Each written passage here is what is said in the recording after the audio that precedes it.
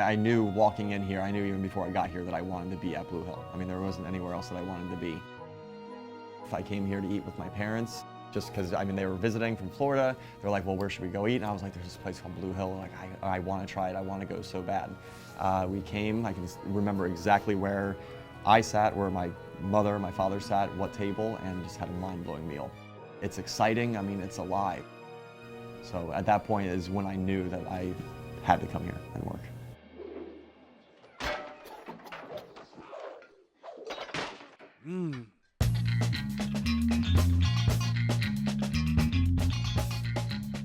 My name's Trevor Kunk. I'm the chef de cuisine at Blue Hill, New York in Greenwich Village.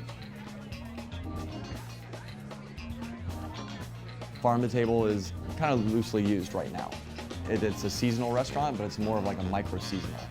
When we say seasonal, it's truly seasonal with the vegetables that we're serving here, the fruit that we're serving, with the meat, with the fish. And that window of usage is anywhere from, let's say, like 2 weeks to 3 months. There isn't really any dish that's on the menu year-round that somebody could come here in January and then come back in June and say, you know what, I was here in January, I really want that salt-baked rutabaga. They're not going to have it when they come in June. So what we have here is a gill feather rutabaga. So this is a salt dough made with compost. The initial idea behind this was the way of taking a salt crust and cooking something inside. Like, why can't we use the compost to bake with? A little bit of hay as well. The hay does lend a little bit of flavor, a little earthiness to the rutabaga. I mean, we just played with the recipe a little bit and essentially developed a way to use the salt crust. Kind of an earthy depth that the rutabaga already has, but it just kind of helps develop it a little bit more. Kind of wakes it up a little bit. What we found is we work incredibly hard to source the best ingredients possible, and we look everywhere. We were looking for a great source of venison, and we found it with Howland Farm. We actually made a road trip up there. They proposed to us that they would farm the venison for us exclusively. We hopped on it right away, and it is truly the best venison that you'll ever taste. Oh my God. It's so good. I think what initially drew me to Blue Hill was, at that point, the local seasonal idea was just starting to take off, and there wasn't anybody that was doing it like Blue Hill was doing and what Dan was doing. Blue Hill, New York was started by Dan and David Barber. I don't know if Dan ever knew that it was going to take off like this. Like, I don't know if he knew it was going to grow in this direction. Almost 2 years Yes. ago, Trevor got in touch with us, and he had heard that we were raising wave-fed pigs. Basically, we work with only 3 chefs. Trevor is one of them, and really, he supports our farm. Really, it makes it possible for our farm to exist. Very, very fatty but well-marbled copa as well. We're cooking for the ingredient. We prepare it simply in the way that the ingredient is going to be showcased and elevate that flavor. It's truly a passion. It's truly a family. Torch it here, and then when we pour it, we'll pour it over here on the table. So Katie Bell was the service director here. She's also, I guess, a cocktail maven or cocktail creator. Kenny Hogue is a sous chef here. He's been here for about 1.5 years or so. So we left Blue Hill about 9 o'clock. First of all, it's going to be actually our first time out together for a meal ever. So that's very, very exciting. We're going to Gwinnett Street in Williamsburg to visit Owen and Justin. I mean, living in Brooklyn, I obviously have a little bit of a different perspective, but I think Brooklyn gets such a rap for, like, you know, good food, but absolute lack of service and, like, just kind of snooty attitudes and all this sort of stuff. You know, I think there's incredible food being made in Brooklyn, like absolutely gorgeous food, and then also the knowledge to back it up with really beautiful service. What happens here at Blue Hill is, I mean, the people that we bring on end up becoming friends. They end up being family. So once they do move on from Blue Hill, they'll go to another restaurant. Hey, what's up? Went to go visit Owen, as well as Justin, who's the chef at Gwinnett. You don't want to be on TV? You get ladies when you're on TV, bro. It's amazing for us to be able to go visit them, the new location, see how they're doing, taste the food that they're cooking. All right, well, cheers. Cheers! Yeah. First night out ever. Took a year. One of the staples, whiskey bread. So I think they bake it to order, right? Yeah. Yeah. So it takes like 10, 12 minutes to come out. It's really delicious. So we have our sunchokes with hazelnuts. Beautiful. Nice. All looks incredible. It does. Well, I guess it's modern American cuisine, you know? It's in par with fine dining food, but it's much more relaxed, so there's no pretension involved or anything like that. You can wear whatever you want. You just come in and have a good time and enjoy a meal. We're just kind of trying to do our own thing for the most part. Food-wise, I would say the highlights for me were the egg dish with the squid, which was mind-blowing. We take squid charred on the flat top, slice it really thin, and that gets sauteed with celery root that we make noodles out of. So the eggs have been poached slowly for about an hour. And then this is sea salt that's mixed with smoked paprika. So this gives it a little spice. That's it, man. I mean, there was a little bit of heat, there was definitely the salt, there was the acid, and it was just like, it was warm, it was welcoming, it was what I think we needed. I had a pretty hectic day yesterday, so Katie, Kenny, and I didn't really have a chance to eat that much, which was, I think, in the end, a very good thing. What's the Nice little dried lime or what? Yeah, it's like a hint of lime in there. Yeah. Like, it just looks like shaved lime zest.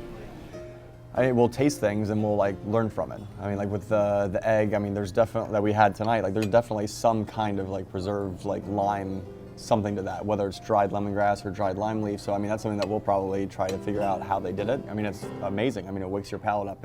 It's awakening. Since we are open 7 days a week, whenever one of the cooks gets a day off to go eat, everyone's like, "Where'd you go eat? Where'd you go? Tell us about it." Thought you might like some dessert. Yeah. How are you? Thank you. Thank you for everything.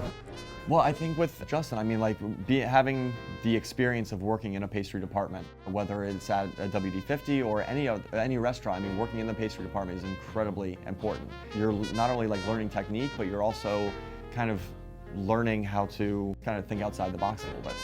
They're really into the savory and sweet. And I think with Justin, he's taken that experience and not only kind of developed that technique of the sweet side, but it also lends to the savory side. It comes to the ability to be able to have some sweetness in a savory dish, but not have it overpowering, but lend itself to the duck that we ate last night with the lingonberry jam. I mean, like, yes, it was sweet, but it went very well with that succulent savory duck breast.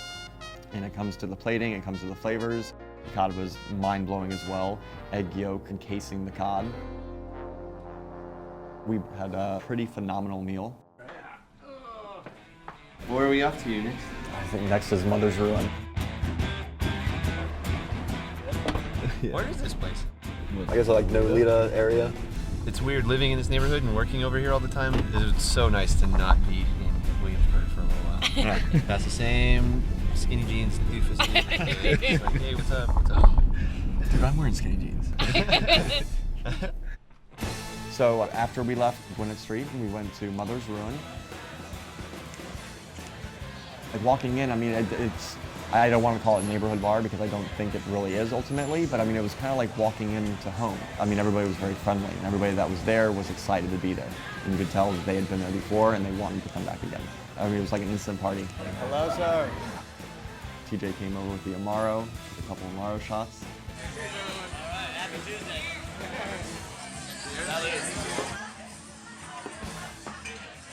The cocktails were great. TJ told us the little story having to do with the slushy machine. It began as a gift, and it was something that they were like, okay, you're like, you know what, okay, we'll take a slushy machine, we'll see what we can do with it. Left it on the bar, started playing with different ideas, and slowly developed into the whiskey slushy that we had last night, which was delicious. Whiskey, slushy, and I think it's like some fall, like aromatic spices as well. We're going back to Blue Hill for family meal. We want you to come. If you can swing it, yeah? Yeah, cheers, guys. All right, cheers.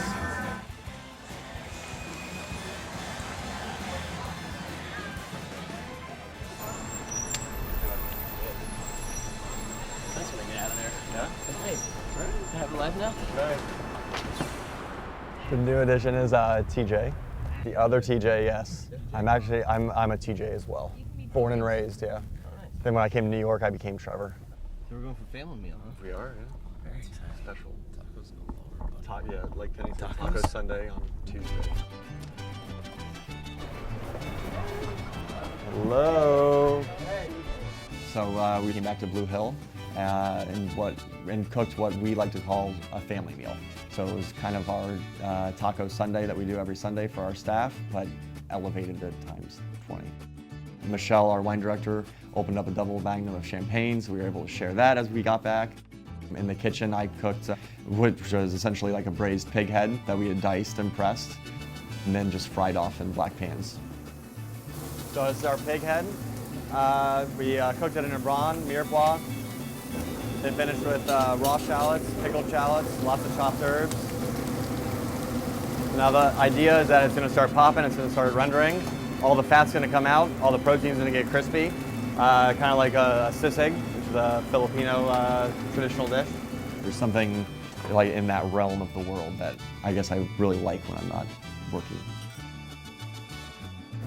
Everybody contributed.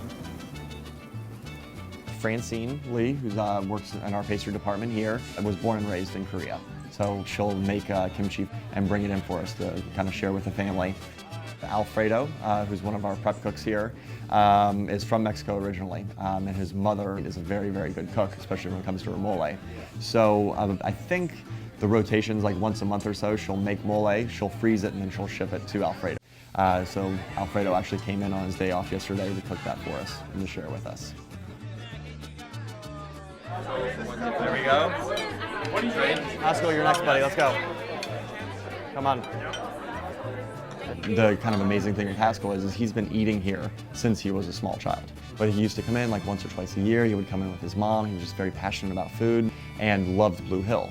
So over the years, like after all those meals, he decided to go to a special school here in New York, kind of like a technical school slash culinary school. After finishing that, I mean, he's like, I want to intern at Blue Hill. He's like, that's where I want to be. It reflects on what we do for our guests. We cook our hearts out for them, and we want to serve them the best food possible. But we also have found that the staff that's serving them, our family, is incredibly important as well. And to keep them the happiest is to feed them well. It makes people happy, and it makes people excited.